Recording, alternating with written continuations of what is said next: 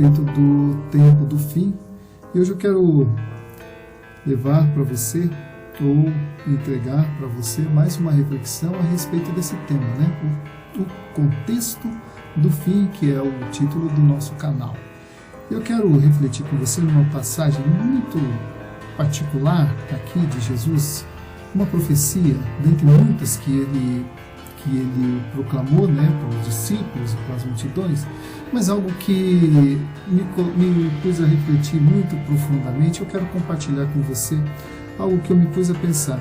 Jesus, ele diz aqui no capítulo 24, versículo 12, ele diz assim: e por se multiplicar a iniquidade, o amor de muitos se esfriará. Mas aquele que perseverar até o fim, esse será salvo. Olha só, ele diz que por se multiplicar a iniquidade, o amor de muitos se esfriará. Eu quero discorrer com você sobre isso. Primeiro, o que é a iniquidade? A iniquidade é a legitimação do pecado, é a institucionalização do pecado. Quando o pecado ele se torna algo institucional, quando a própria justiça, quando as leis apoiam o pecado, a Bíblia chama isso de iniquidade. E Deus destruiu o mundo nos tempos de Noé. Eu quero trazer mais futuramente uma reflexão a respeito disso, né? Como foi nos dias de Noé, assim será a vinda do Filho do Homem. Eu quero refletir também uma outra ocasião com você. Mas hoje eu quero falar sobre o crescimento da iniquidade. Diz: por se multiplicar a iniquidade, o amor se esfriaria. Então, quero dizer, amado, que Deus destruiu o mundo antigo, no tempo de Noé, por causa da multiplicação da iniquidade. E uma das características do aumento da iniquidade é o egoísmo, é a violência, é a perda da identidade do homem com Deus. É quando o homem chega numa medida de pecado, de corrupção, de degradação, que não resta mais nada a fazer a não ser destruí-lo. É igual aquela doença terminal que a pessoa vai lá e desliga o aparelho, né? E o mundo está em coma e Deus está já com a mão na tomada para desligar o aparelho, porque a iniquidade já chegou no seu limite. A Bíblia, quando Deus intervém na história da humanidade para exercer juízo, a Bíblia descreve como encheu a medida da iniquidade. Então existe uma medida onde Deus suporta a iniquidade, onde Deus permite que a iniquidade avance. E quando chega nessa medida, então ele interfere na história, exercendo juízo. Foi assim com Sodoma e Gomorra, foi assim com o dilúvio, e sendo assim também Nínive, né? Caso os ninivitas não dessem ouvidos à voz de Jonas, do profeta Jonas, e vai ser assim também nos dias do contexto do fim. Olha, amados, um dos indícios do tempo do fim é essa afirmação: por se multiplicar a iniquidade, o amor se esfriará. Mas agora, já que eu falei sobre a iniquidade, em relação ao amor, né? Então o amor, a iniquidade, ela se aviva e o amor, ele morre. A iniquidade se avulta, se alastra e o amor se esfria, né?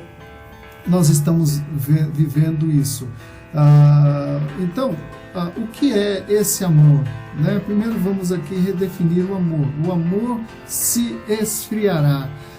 É uma coisa interessante, às vezes a gente pensa que o contrário do amor é o ódio, né? O ódio, ele pode ser uma faceta ou uma das reações daquilo que a gente poderia chamar de egoísmo. Egoísmo, sim, é o contrário do amor, porque o amor, ele pressupõe um objeto a quem se ama. Por exemplo, quando eu amo alguém. Agora, quando eu sou egoísta, não, eu amo a mim mesmo, né? O amor, então, ele sempre se reporta a alguém. O egoísmo reporta-se a si mesmo. O egoísmo, ele faz com que a pessoa baste a si mesma, né?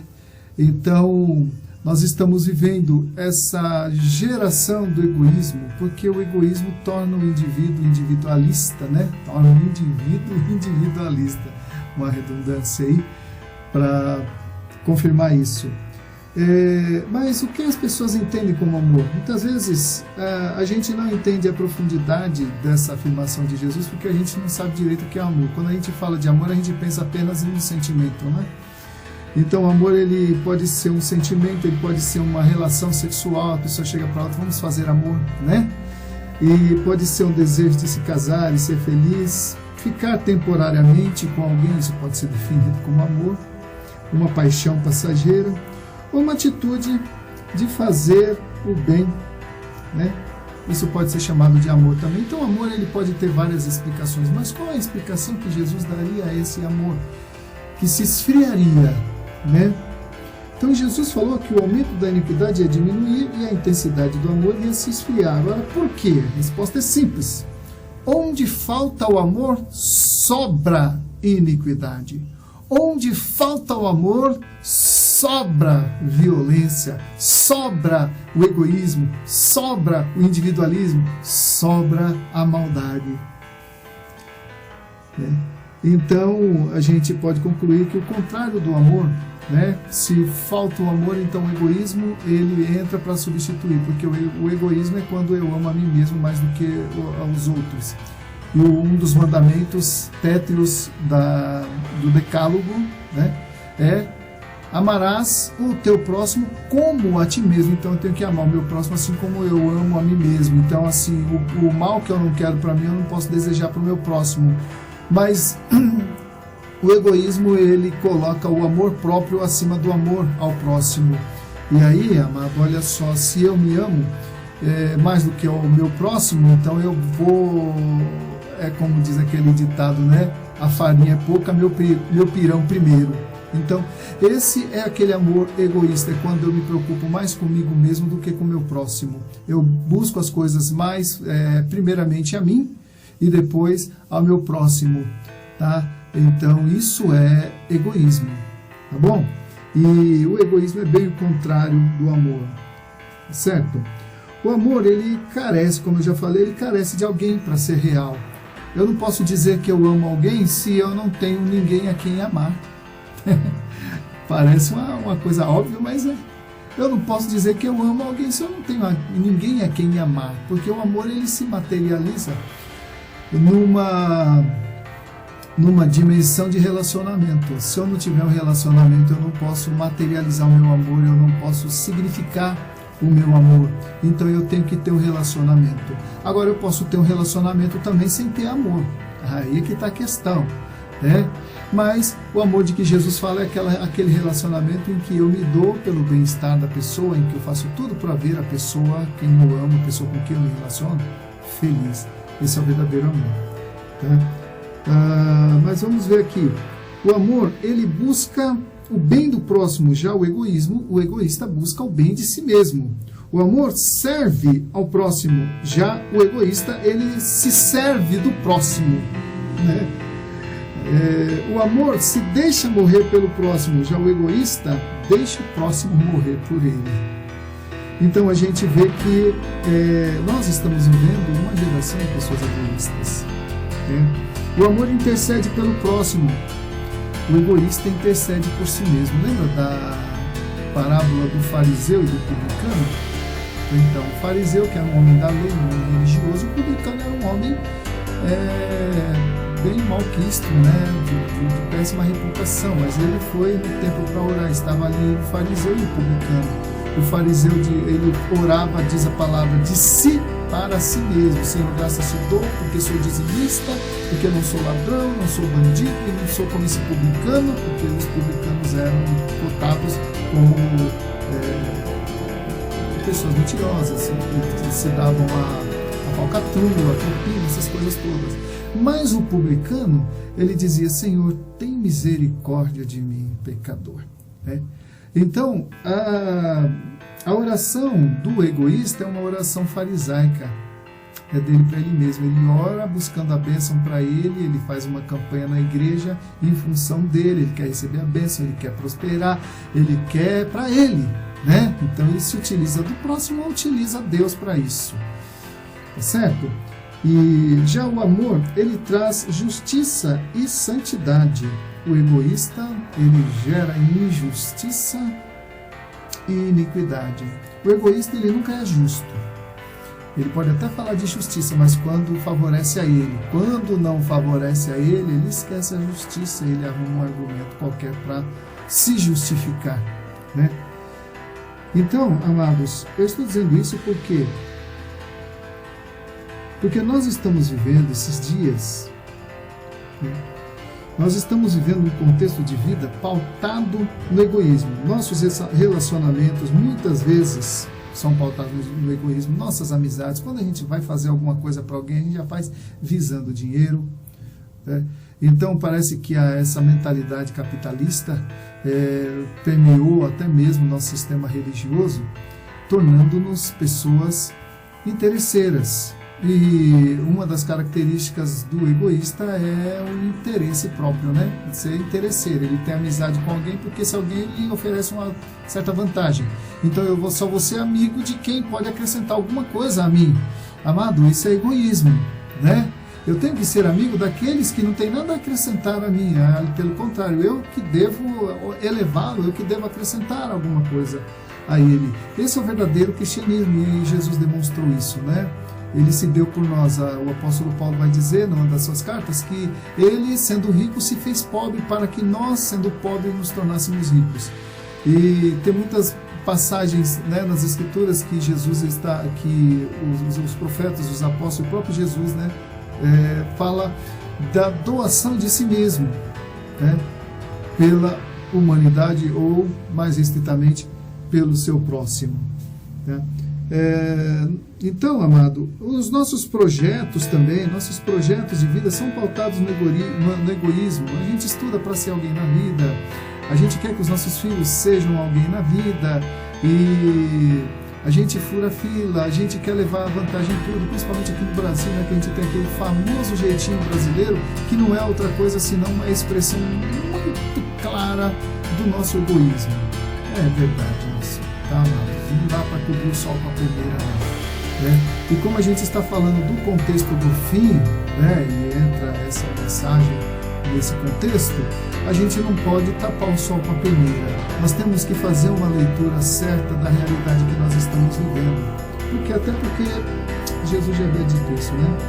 A nossa cultura está pautada no egoísmo. O importante é ser feliz. A gente vê até nas igrejas. O importante é você ser feliz. Deus quer que você seja feliz. Olha, amado, eu acho que a coisa que Deus mais quer que você seja é uma pessoa íntegra, mesmo que isso custe a sua felicidade. É mesmo, pastor? Nunca me falaram isso. Vai nas Escrituras.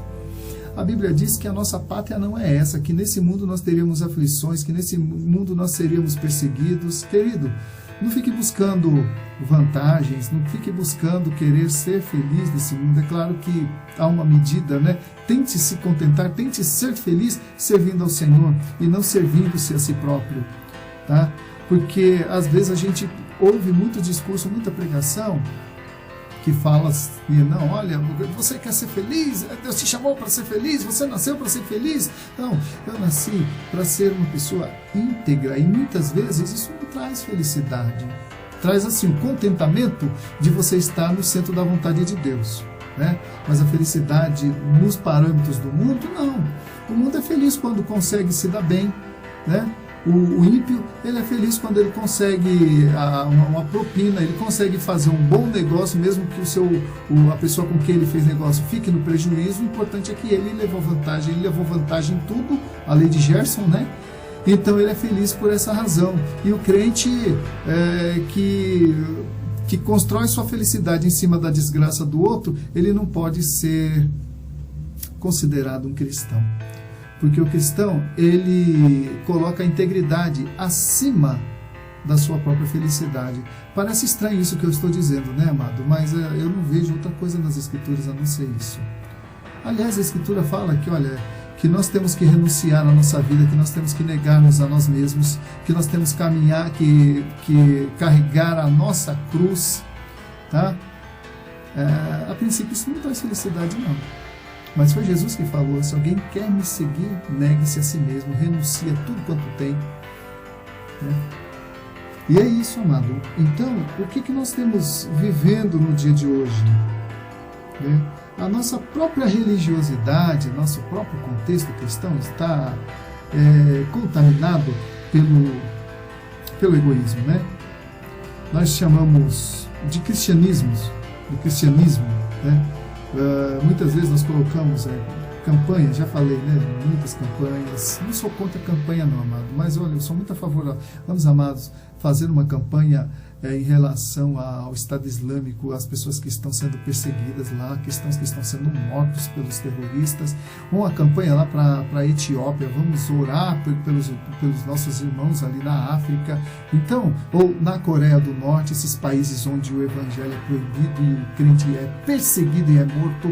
Eu acho que a gente faria bem fazer campanhas dessa natureza, mas essa campanha não atrai muito os crentes, porque nós vivemos um contexto de egoísmo, né? A gente sempre ouve assim: pare de sofrer, seja feliz, vem prosperar, Deus vai te dar, receba, né? Não é isso que a gente tem ouvido ultimamente? Mas, amado, a nossa realidade aqui no Brasil, ela é tão utópica, ela é tão camuflada de egoísmo, que a gente não tem olhos para enxergar o que acontece lá fora, nos países comunistas, nos países islâmicos, onde o cristianismo, a tolerância é zero para a questão, né? Eu às vezes acompanho no noticiário, me interesso muito por isso, eu às vezes acompanho esse noticiário e fico impressionado, amados, como que a igreja muitas vezes fecha os olhos para essa realidade e se aglomera aquela multidão de gente cantando vitória, cantando vitória daqui, cantando vitória dali, diz Deus vai me dar, Deus me deu.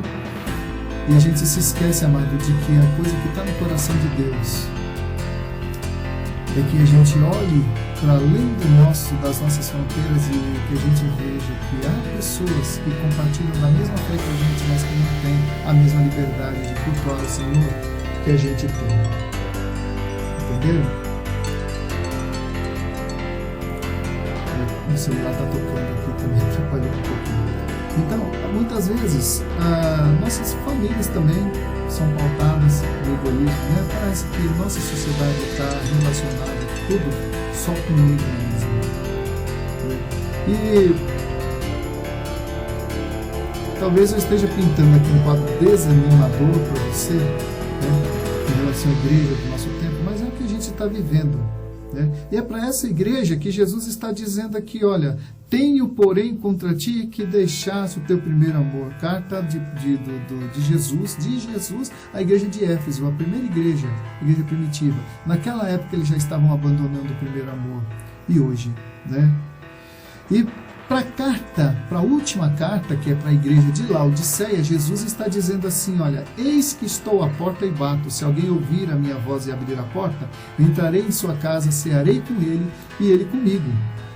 Então Jesus, na igreja de hoje, do século 21, talvez Jesus esteja do lado de fora, porque há muito humanismo na igreja e pouco cristianismo nas igrejas, né? E Jesus, então, ele está batendo. Se ele está batendo é porque está do lado de fora. Ninguém bate a porta estando do lado de dentro, né? Ele está batendo porque está do lado de fora, pedindo para entrar, né? Amém, amados? Então, o que mais que a gente pode dizer, né? Olha só, para encerrar, o que diz no livro de Apocalipse, e essa palavra é forte, aqui já no finzinho, né? Ele vai dizer assim, no capítulo 22 de Apocalipse, versículo 11: quem é injusto, faça injustiça ainda, e quem está sujo, suje-se ainda. Quem é justo, faça justiça ainda, e quem é santo, seja santificado. E eis que cedo venho, e o meu galardão está comigo para dar a cada um segundo a sua obra. Eu sou o Alfa e o Ômega, o princípio e o fim, o primeiro e o último. Bem-aventurados aqueles que lavam as suas vestiduras no sangue do Cordeiro, para que tenham direito à árvore da vida e possam entrar na cidade pelas portas. E tem mais coisa aqui, mas eu não vou me prolongar muito, tá? Querido, que Deus te abençoe, e eu quero te agradecer por você estar dando crédito a essa palavra, pelo menos ouvindo e analisando, né? Se você conseguiu ouvir até aqui essa mensagem, então eu peço que você se inscreva, né, no meu canal, ou deixe ali a sua opinião, tá? E a respeito, se você tiver alguma dúvida também e eu puder responder, fique à vontade, tá bem, amado? Que Deus te abençoe, um abraço e seja firme, tá? Quero concluir com esse versículo que diz, 1 Coríntios 15, 58. Portanto, meus amados irmãos, sejam sempre firmes e abundantes na obra do Senhor, sabendo que no Senhor o vosso trabalho não é vão. Que Deus te abençoe.